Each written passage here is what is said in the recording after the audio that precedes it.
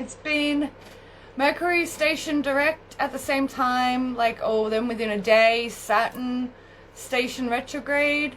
Thank you, I've got a question come through already, amazing.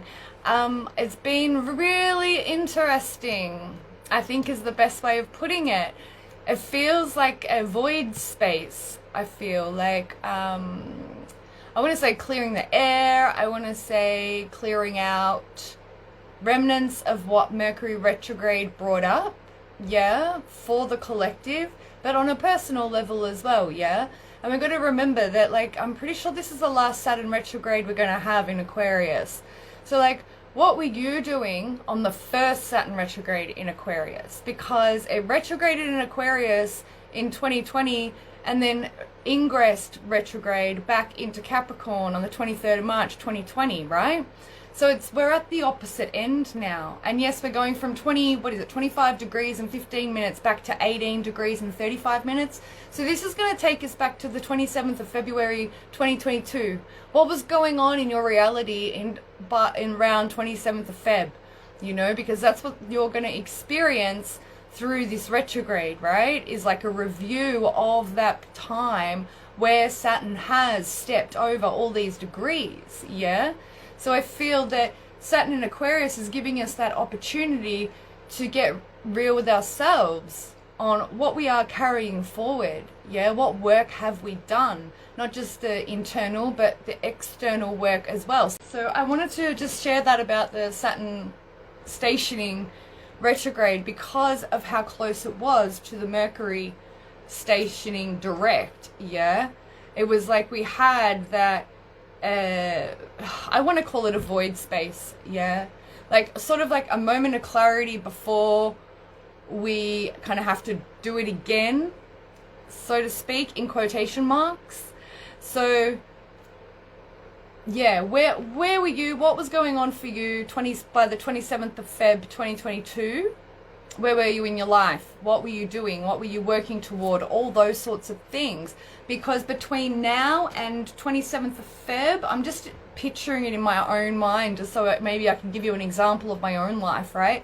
Like, what projects between now and back at the 27th of Feb were you wanting to create? What were you wanting to do to benefit your life moving forward? Because you've got to remember as well, we are in the second last Pluto retrograde in Capricorn. This is the last one. The second last one. The next one, when it retrogrades, it'll retrograde, I think this is the last Pluto retrograde, because it'll retrograde in Aquarius and then ingress back into Capricorn, you know? So we're also playing out that cycle as well, yeah? So anyways, I just wanted to mention that because, like, it's been a lot. Like, this whole year already, yes, we're halfway through, we've just reached June, you know, we're kind of halfway through Gemini season, and we're coming up into Cancer season, yeah? So Gemini season is perfect for getting everything going again. Yes, we had the Mercury retrograde and the Saturn retrograde, but with the Sun in Gemini, it gives us that the mental wherewithal to continue forward, even though, yes, it might send us in loops now, but now that Mercury is direct, I feel that that's going to be a reprieve. We're going to find some breathing space. And if you can't find breathing space and you're still up in your head, you need to be writing more. Like, I open up a Word document and I just type everything and dump it. I call it a mind dump. Like, that's the name of the file I give it if I want to save it, is mind dump, you know. And also, I just got a nudge then to read 25 Degrees of Aquarius from Elias Lonsdale's thing, so we'll do that as well. I might do that at the end, and then when I do the, yeah, so something that came up as well in the chat of one of David Palmer's, the Leo King, yeah, on High Vibe TV. It came up in the chat probably, I want to say 3 weeks ago. And my response to it was that those people are double agents, or those people are agents, right?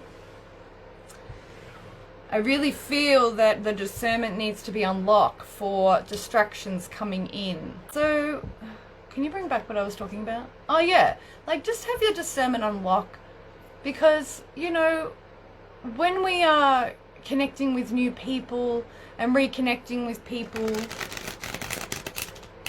it's not like there's a motive, do you know what I mean? Like we're humans playing out like souls playing out a human experience here, right?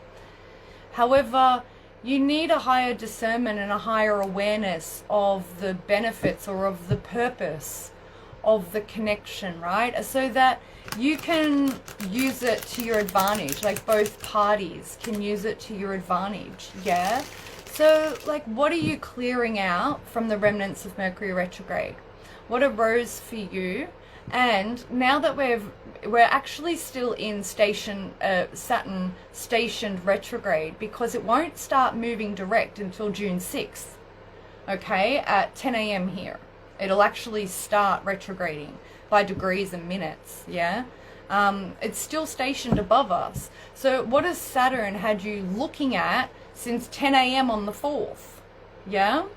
Deciphering, Ambrosia says, deciphering genuine intention from confused action. Precisely. Exactly.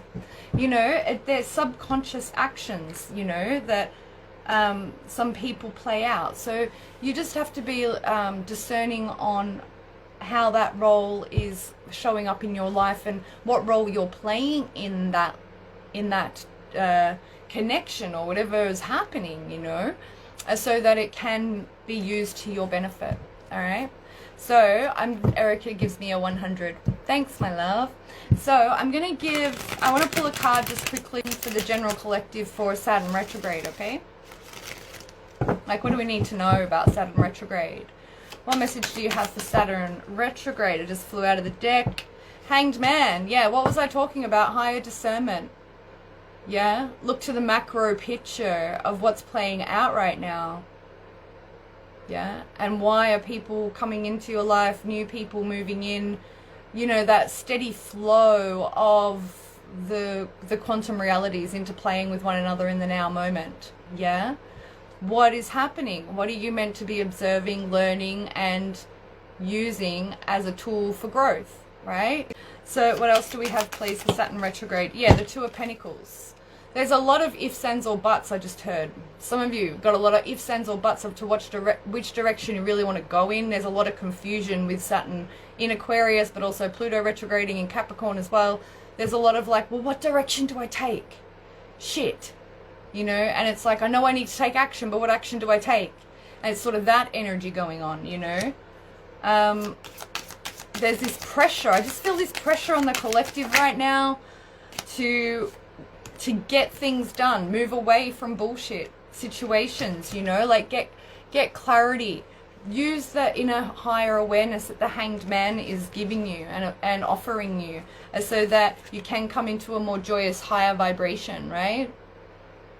This is a party card, this is a third party card. However, a lot of you are sort of deciding on whether or not you're going to be aligned with the 5D and above level of frequency of consciousness, or whether you're going to maybe overindulge to escape, and you could not just escape into alcohol or medicines, drugs, plant medicines, whatever, right? You can escape into people as well. So be wary of that. Like, you know, especially if you're like, well, I'm trying to focus on this right now. Bink says, I definitely feel the Hanged Man energy. Yeah, and Mystery gives me a yin and a yang. Beautiful. And that's the thing I learned recently about the yin and the yang, from Terence McKenna, actually. He speaks about the S in the middle of the yin and the yang being Mercury. And I love that, because of the way that Mercury and itself as an element, like when you take it out and you put it on a piece of paper and it goes into tiny, tiny little beads and just keeps fractaling and fractaling and fractaling and fractaling until you put it back into the container or the receptacle, and then it will form itself and become solid again. You know, so don't spread yourself too thin. Like, balance and dance with the duality along the polarity, and simultaneously along all those frequencies of consciousness, you know. Like, we have to integrate them all through the lower three chakras. you know, and that's why we don't like hard conversations. That's why we don't like gossip. That's why we don't like things that bring our vibration down, is because it puts us in those lower 3 chakras, which is what we need to clear out. Underlying energies is the 8 of Cups. So we know that the 8 of Cups is the card of the man going up to the top of the mountain to become the hermit. And then we have the Page of Pentacles and the 6 of Cups, the King of Wands, the King of Pentacles, and the 10 of Wands to the Ace of Swords. So this tells me straight up, with all this King, Page energy and the 10 of Wands, this is very Saturnian energy. And yes, we know that Goya in the 16th century, he journeyed with Saturn as an archetype, and that's where Goya came up with that painting of Kronos eating his baby. That was because Goya was traveling through the archetype of Saturn and in his own dark night of the soul. So this Saturn retrograde is really teaching us, I'm just getting chills, like teaching us how to look at a different perspective by going inwards, to come into the more joyous aspect of that Saturn energy, you know, because yes, Saturn, Kronos eating his baby, that was like totally Goya representing how he felt during, I think it was perhaps maybe one of his Saturn returns, you know. So, and that, if you don't know who Goya is, it's Goya. So 8 of Pentacles, Page of Pentacles, 6 of Cups, King of Wands, King of Pentacles to the 10 of Wands, and then the Ace of Swords. It tells me that Saturn is going to be showing you where you have been judging yourself, I want to say, on what you were lacking here. Yeah, with the Page of Pentacles into the 6 of Cups. This is going to take you back to childhood shit, especially for some of you who are having your Saturn return. You know, like for those of you in that age bracket. So, and the final card, of course, being the Ace of Swords. And then as we were talking about the infinity symbol mystery, the Strength card comes out. So again, coming back to knowing that you have the clarity. All is mind, they're just telling me. They're drawing me back to the Kabbalion, yes, because we were speaking about polarity and understanding how to intertwine and dance and neutralize ourselves along whichever frequency of consciousness we want. So this tells me that yes, we can do that, and we can dance. We have to dance through the polarity of the infinity, right?